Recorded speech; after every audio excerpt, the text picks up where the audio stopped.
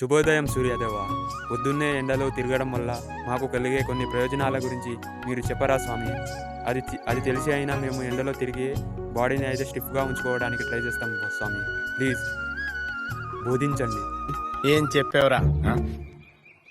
ఇందులో నీకేం అర్థమైందిరా? అర్థం కాకే ఏం చెప్పావురా అని అడిగాను. శుభోదయం పుత్ర, అందరికీ నమస్కారం. పొద్దున్నే ఎండలో తిరగడం వల్ల చాలా ప్రయోజనాలు ఉంటాయి. సో ఫస్ట్ బాడీకి అయితే డి విటమిన్ చాలా బాగా అందుతుంది.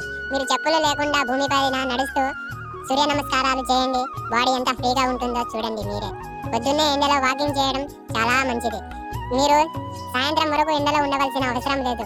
పొద్దున కేవలం 10 గంటల వరకు మీరు ఎండలో ఉంటే కనుక బాడీ అనేది చాలా ఫ్రీగా ఉంటుంది. మీ కండరాలకు ఈ డి విటమిన్ అనేది చాలా అవసరం. సో అది మీకు పొద్దున 10 గంటల వరకు మాత్రమే దొరుకుతుంది. ఆపై మీకు దొరికే డి విటమిన్ ఎక్కువై మీకు డిహైడ్రేట్ అనేది అయిపోతా ఉంటారు మీరు. సో మీరు కేవలం 10 గంటల వరకు ఎండలో ఉండటమే మీకు సురక్షితం. ఆ తర్వాత వచ్చే కిరణాలు మీకు సురక్షితమైన కిరణాలు కావు. అవి కాస్త వేడిని ఎక్కువ కలిగి ఉంటాయి.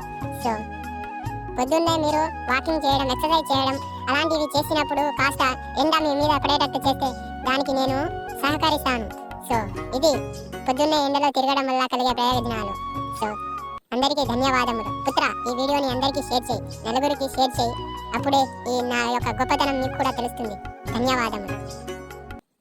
నవ్వకండి. Serious matter. సీరియస్